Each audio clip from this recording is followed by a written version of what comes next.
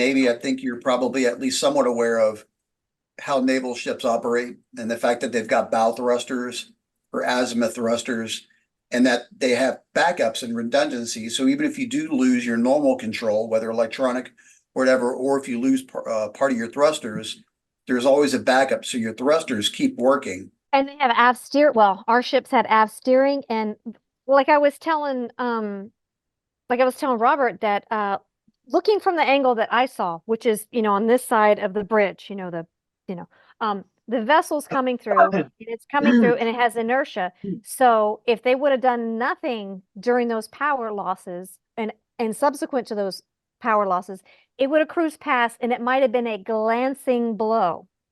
But due to the correction and then especially the second correction, it was like, I really want to hit it. But still, you still have the rudder, and even if you don't have control, it's still going to go along that inertia. So it really steered straight into there. It was like, really, even an incompetent person, it was like, how could you make such a grievous mistake? Because it would have went through the supports. It would have Yeah. went obliquely, not straight on. It would have went obliquely and maybe hit, on this side and this side. But again, it would have been a glancing blow. It wouldn't have been catastrophic. Right. And that's where it looking at one of the videos that Max has, it really looks like that last little bit when it had the power, it's like it was purposely aiming to ensure that it hit the pillar on its way out. Right, right. And then they do the Mayday or whatever, and they're able to contact the police. Okay, well, you know how long it takes everyone. I mean, you could put up all kinds of flares, and it's going to take a while for the police to get and to stop the bridge and stop that. You still had the workers on the bridge doing the pothole thing. But how long did it have to take to say, okay, we're going to do this? Or did they say, oh, we might have some problems or whatever when we're coming out? No one tells anyone anything that something is wrong until the very last second. Right, This thought that somehow they're going to save it at the last second and be okay. And that's probably what was going on here. They were the ones that had their pilots on board the ship, and right. their pilot, yeah, were at the control. So now I wanted to know is how was it actually being steered? Was it being steered internally with maybe a connection to GPS? And then there was something internal to the system, such as malware, spyware, whatever, basically a cyber attack, or was it coming through? Maybe there was a remote autopilot signal being fed to the boat, telling the boat where to steer from a control point at a harbor, which for me wouldn't make any sense if you've already got two harbor masters on the boat or harbor Right, pilots. right. Yeah, and So they're the out question is, and yeah, they're relieved from the tugs anyways. So yeah, so that they should have been navigating pretty much on their own or with a harbor they master. were. There were no tugs Right. involved at that point. Or maybe their charts were incorrect, in which case they would have already known from other vessels because we had the Port Royal run ashore because the chart they were using was off by, I don't know, 30 feet or something. Hello, everyone. I'm Robert, president of Patriot Gear LLC, and we're here tonight with our panel consisting of Stefan, vice president of Patriot Gear, Max, social media contributor and researcher, and Gwen, who is one of our theological religious researchers as well. We're going to be talking about the merchant vessel Dali and the collision with the bridge the night of the 26th through the 27th, about 1 a.m. And I'm going to go ahead and pass it to Stefan to go ahead and take it from here.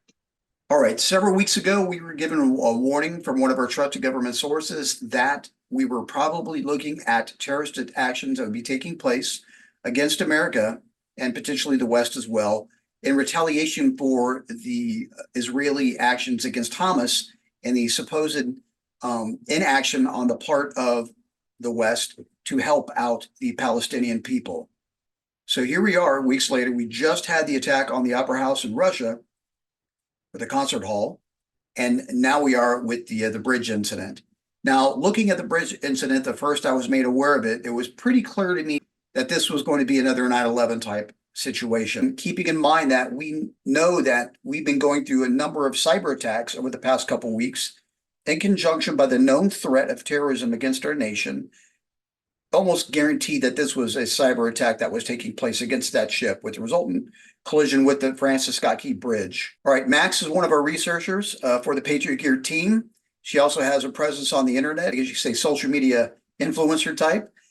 With that, She's done a lot of research because she also immediately recognized that there was something seriously wrong with this scenario. Max, if you want to give us what you've picked up so far with this. So the Francis Scott Key Bridge collapsed on March 26 at 1:27 a.m. Eastern Time.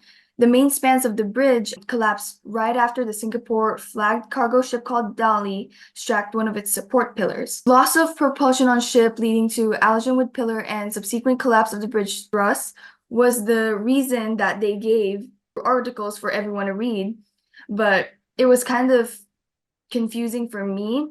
When I saw other articles, they just didn't connect. 7 vehicles fell into the water. 2 people were recovered and 6 people are missing. As of the 2 people that were recovered, the one declined medical treatment and the other was transported to a hospital in critical condition.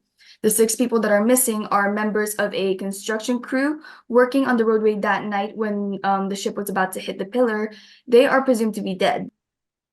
So the Dali came from Panama and arrived in New York on March 19. Then it sailed to Portsmouth, Virginia before departing for Baltimore on March 22nd and arrived at Baltimore on March 23rd. There were 22 people on the ship's crew that were on board, and they are all Indian nationals, and the ship was being piloted by 2 local maritime pilots. Dali left the port of Baltimore at 12:44 a.m. Eastern Time on March 26 and was heading to Colombia, Sri Lanka. Around 1:30 a.m., a problem was issued, and they notified the Maryland Department of Transportation, saying they had lost control of the vessel.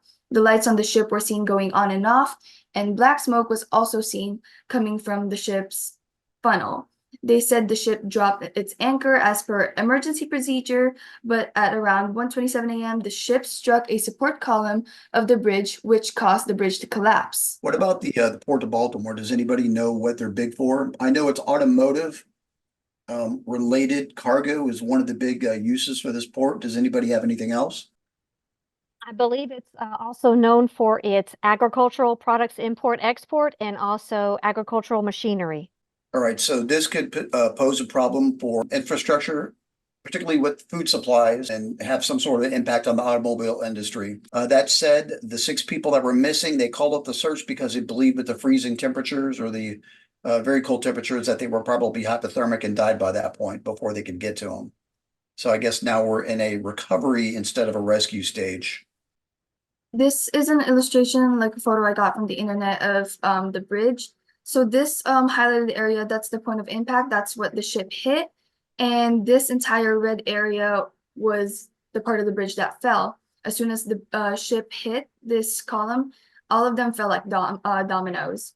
So an engineer who reviewed the clips of the collapse saw and positively think that the ship may have had a blackout at the worst possible time. In certain angles on videos that you can find on the internet, you can see that the lights of the ship go right out before it crashes into the pillar of the bridge. The ship lost propulsion as they were leaving the port, and they warned Maryland officials of a possible collision. People are going to be very loath to admit that there was a problem, and they're going to try to do their best to deal with it before they're forced to announce that there is a problem. That's just human nature. And I guess their Mayday call, they didn't have much time. Maybe one of you can figure out what that is from the time that there was the Mayday call and then until they actually hit the bridge. But yeah, it's normal for them to delay the Mayday call as long as possible. Again, kind of saving face gesture. Now, the one thing I noticed in one of the videos was it was very clear what looked like explosions at the same time that each segment started to go down, which I found very odd. If it was a power situation, I would have expected a single flash, and then that would have been it for power on the bridge. That there was what appeared to be a small explosion at the top of each trestle as it went down at that point. So I thought that was a bit suspicious. And who knows, there's probably a legitimate answer out there, unless one of you all know something that I don't to this point. And if possible, we'll try to get that video up, inserted into this video. So it was confirmed that the ship Dali is owned by Grace Ocean. This is their company. As you can see, the review, this was my screenshot from yesterday. This is my screenshot from today. They had much more reviews yesterday, and I'm guessing that was the bad reviews that they deleted about them. And there's 3 photos right here, and the new screenshot, there's only 2 photos. And I did look at the photos. One of them was the Dali ship that crashed into the bridge. It was that photo, but now it's deleted. So I don't know what's up with that. Apparently, this company had been cited for labor violations more than once. According to the Australian Maritime Safety Authority, the vessel had underpaid crews and kept workers on board for months beyond their contracts. Other ships belonging to this company had been cited in recent years for the same reason. In 2021, a ship formerly owned by this company called the Western Callao was detained by the authority after they found out that the management was in arrears paying 13 crew members and kept them on the ship for more than 12 months. Their contract only lasts for 9 months. In 2020, the same ship was inspected in Australia and found out 8 sailors had been aboard it for more than 11 months. Another ship owned by Grace Ocean called the Furnace Southern Cross had 10 seafarers aboard for more than 14 months. According to Singapore company records, Grace Ocean is owned by the British Virgin Islands-based Grace Ocean Limited. Lloyd's List, who first reported Grace Ocean's infractions in 2021, said that Grace Ocean Investments is based in Hong Kong. This Singaporean company has 4 directors, 2 Filipino citizens, 1 Singaporean, and 1 Japanese person. Dali is also operated and managed by Synergy Marine Group, a firm based in the southern East Asian city-state. So obviously, this is one example of many cover-ups in this whole thing taking place. So the 1.5 stars was the day prior, and then when you went back and looked at it, you saw 5 stars. Yeah. And then there was somebody removed 30 reviews. So that's a pretty significant change. So that's 2.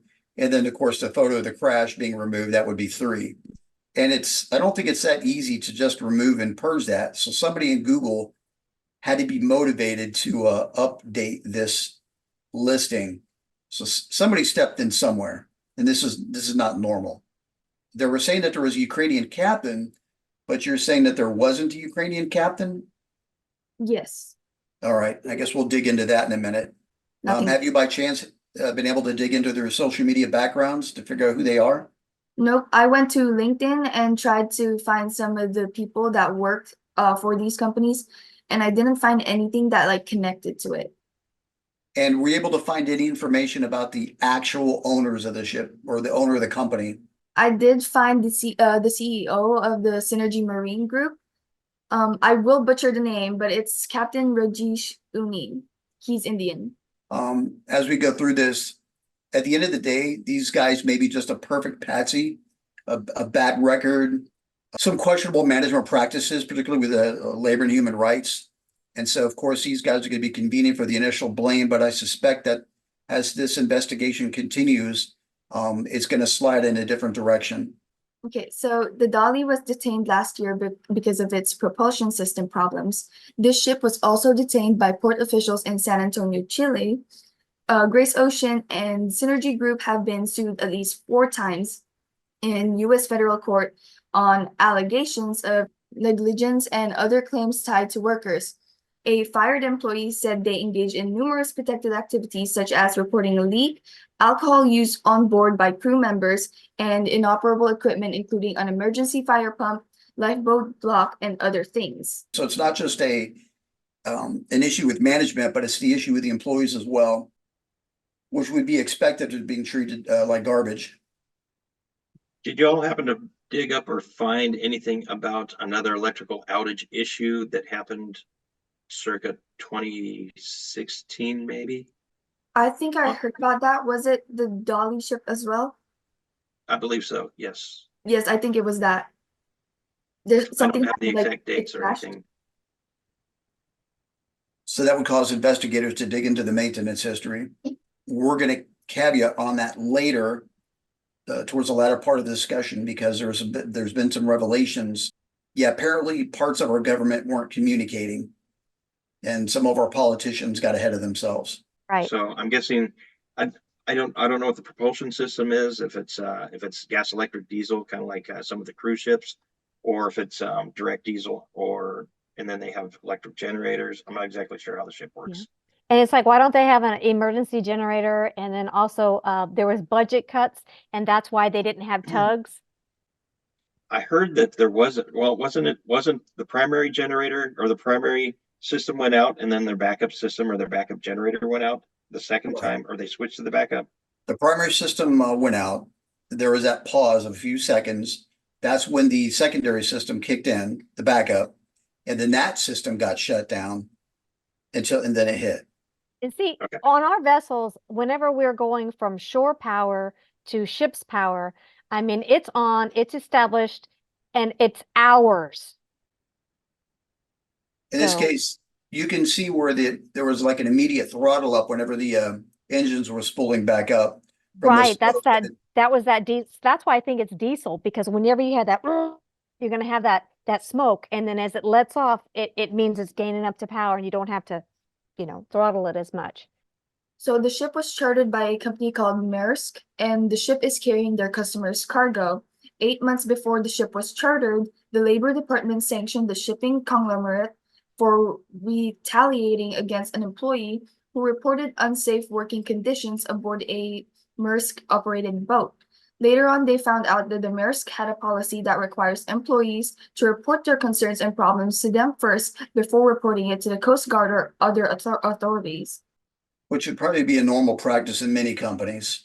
Obviously want a chance to, presumably have a chance to rectify it, or if they're less than ethical, then that would give the management an opportunity to, get rid of the guy, blame stuff on him, and find a way to tiptoe their way out of it if it ever goes back to bite them.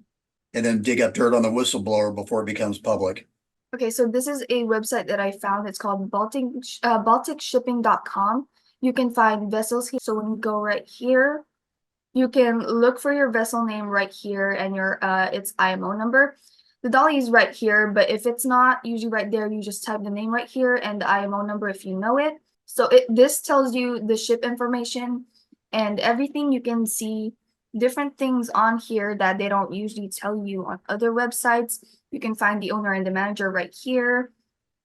And if This is a new ship. If you scroll back down, this ship was built in 2015, so it's not an old ship. Oh yeah, and then 1 year after it got built, it had that crash. A crash. Yeah, the 2016 crash. It crashed into some place. Didn't really look into that one, but I did hear that there was a crash. I think that's the one that I was referring to as another electrical issue. Yeah. Is there anything about the crew or the current crew on this website? Yes, actually, there is. You can find the current crews right here. Right now, there's only one person. Now, if I'm not mistaken, when some of the news groups and the other media personalities looked this up, they showed a Ukrainian as the guy captaining the ship. I do have a picture of that information because I did find it in the archives section and I took a screenshot of it. But this is the guy. That guy's getting paid well for Ukrainian. Yeah. Says he's the master of Dali, and you can see he is pretty active in his job. This was last updated this month, and they deleted it after people started revealing the truth, which was a little bit confusing for me because as I dug deeper into it, there was something that I saw that didn't really make sense. And so this guy, he hasn't been working in 2 years, as you can see right here, but they didn't delete his thing. You can't see the name though because I don't have a login info for this. But if you look at this thing, this is the Ukrainian guy's records. You can see the ships he's worked on, what years and all that stuff. He did work in the Dali, but he worked back at 2016. It might have been the crash in 2016, who knows? The recent ship he's worked on, 2024, was a different vessel. And that's what's so confusing about it. All right, so this is saying 19 February of this year. Where has he been working since 19 February? He stopped at 19 February, but he's been working on CMA CGM Mombasa. All right. That's the name of the vessel. That was the last thing he worked on Yes, as of February. yes. All right, so he could be on shore leave for a while, spending some money before he goes back out again. Yes. All right, well, this is a good find right here. Then it begs the question, why are they reporting that the guy was on the ship on the other website when the other news agencies were looking at it? So a lot of people on the internet have been saying that it's a cover-up because they found out about this record. And if the Ukrainian captain wasn't the captain in the Dali 2 days ago, then why did they delete his profile after they revealed the truth in the BalticShipping.com? So that's what really confused me, because in my theory, it's all a cover-up for a cover-up.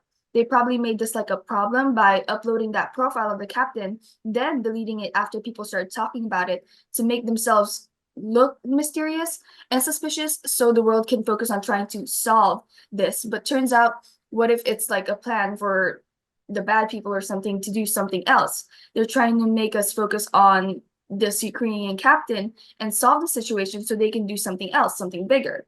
So in This your is- mind, this is a distraction. Yes.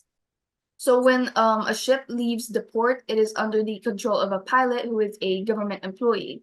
The captain has no control over anything and has to transfer command of the ship to the pilot. That probably means that someone at the Baltimore Harbor Control was electronically steering the ship out. The indicators are that the ship was cyber attacked, and that would explain why none of the backups were working. There were 2 Baltimore pilots on the Dali that were guiding the vessel out of the harbor when the incident occurred. It could initially be argued that the US or state governments had something to do with this incident, but a growing list of indicators are leading towards a cyber event. Note there has been a significant uptick in cyber-related activities just prior to this event. Really good bow thrusters are pretty effective. Again, they're not as good as the US Navy's bow thrusters, but Right. these bow thrusters are supposed to be especially effective at slower speeds. So basically, this engine is not really prone to failure. All right, so it's a quality engine with it being produced by the Germans. So Yeah, I'm maintenance not sure if upkeep it's, can be a factor. yeah, Just also- Maschinenfabrik Augsburg Nuremberg. There's some interesting comments that were made by the administration first thing in the morning and basically saying that they were going to pay for the bridge or the repairs that were going to need to be done, the replacement, almost immediately before the investigation was even done. And the fact that they were declaring that there was no shenanigans involved before a proper investigation was done, which is unusual for somebody to say something like that quickly. So I'm guessing the assumption would be we've got a presidential election coming up. So they've got to keep the public calm and say it's something else other than terrorism or something else until decided otherwise.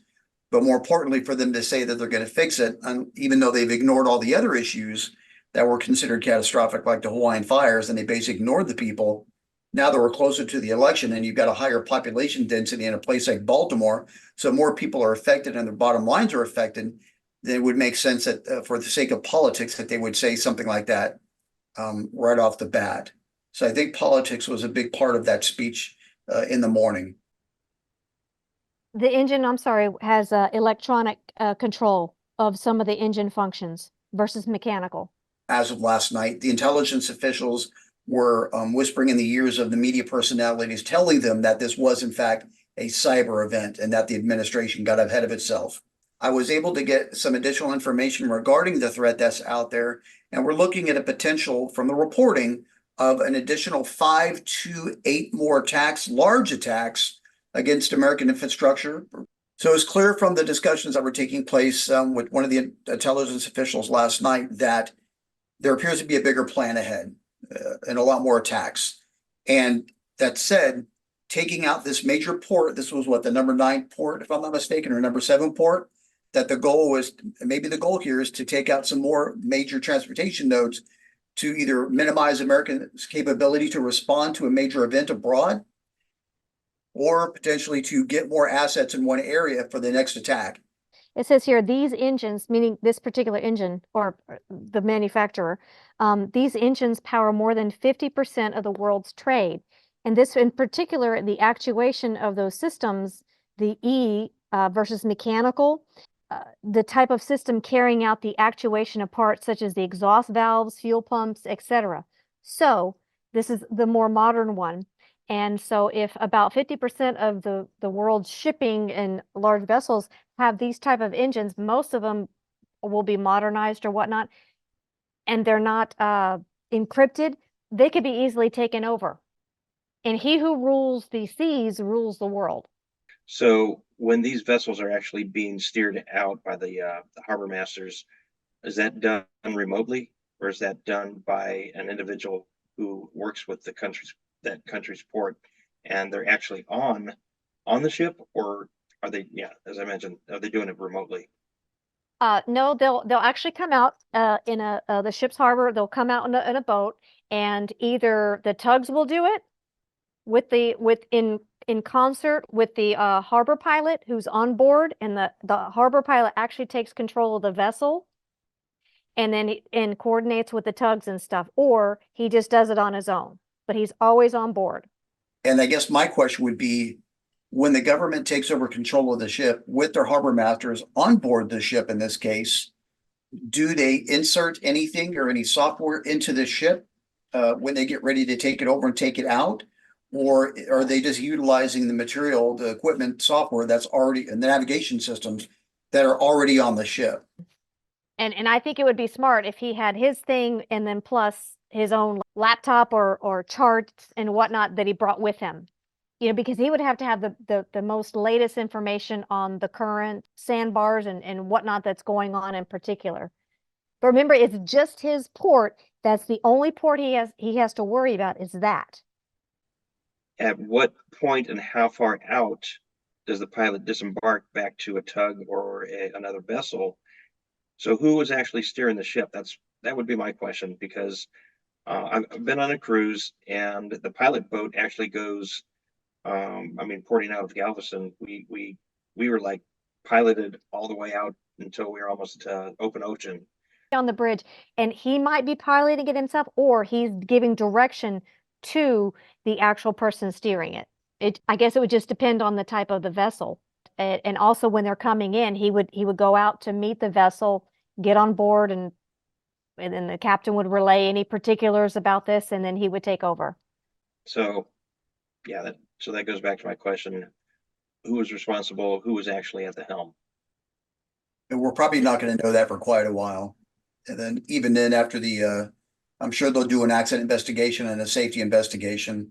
The safety investigation, I know some of the information in those types of investigations are privileged, and people are granted anonymity if they tell what they know about to figure out how the accident happened, so that from a safety standpoint, they can prevent it from happening again. But then you get into the accident investigation, and that's where people are going to be held culpable for any negligence that was involved. In either investigation, they would be able to find out, again, who was actually steering the ship at the time and what actually caused the accident to take place. Not much different than what we would do in aviation.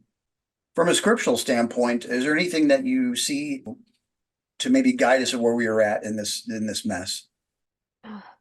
The first one is Matthew 12:29, and it says, it's speaking in response, and it says, or how can someone enter a strong man's house and plunder his goods unless he first binds the strong man? Then he can plunder his house. And then Luke 11:21, it says, when a strong man, fully armed, guards his own palace, his goods are safe. So I would think that would be weakening us in some way, shape, or form. Well, it would certainly prevent us from being able to respond to something happening to, say, Israel, for example. And as per our last discussion, we do know that they're going to have to bind America in some way, shape, or form before they would presumably launch a massive assault on Israel.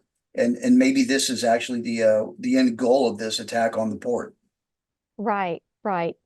And then for the strategic point that he hit, the support, here's one. It says, when the foundations are destroyed, what can the righteous do? And that is Psalm 11:3. So So it this sounds tells like the first two scriptures are very relevant to what took place here.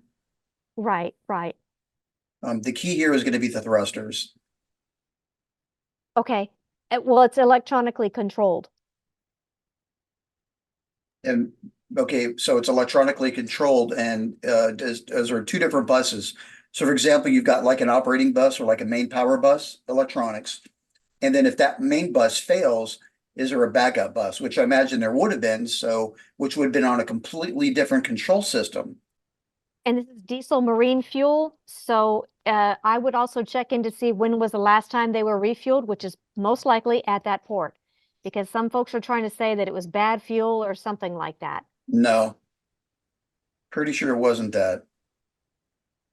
I'm just saying that's being used as an excuse. Right. Right. But Yeah. the next port that it was due to port in was Sri Lanka. So unless it fuels at sea, would have had to have fueled there. They would have topped off at Baltimore. Yep. Now that we know that this was a cyber attack, I wouldn't focus too much on the actual individuals themselves, but shift more towards, okay, the cyber attack, who'd be the actors behind, who's got the most to gain. Right. That's the direction I would go in the subsequent discussion Right. on this particular issue. Right. And Because those this ship far from controls over. are not encrypted. They're not encrypted. Right, which makes it very susceptible to a cyber attack. How Right, convenient. and that makes sense. I mean, encryption software is expensive. All right. I would like to thank our panel, Stefan, Max, Gwen, and myself. Thanks for tuning in, and we will get this out to you as soon as possible. Please like and share. If you have any questions, please put them in the comments. We'll try to get to those questions and answer as we can. Thank you for joining Patriot Gear.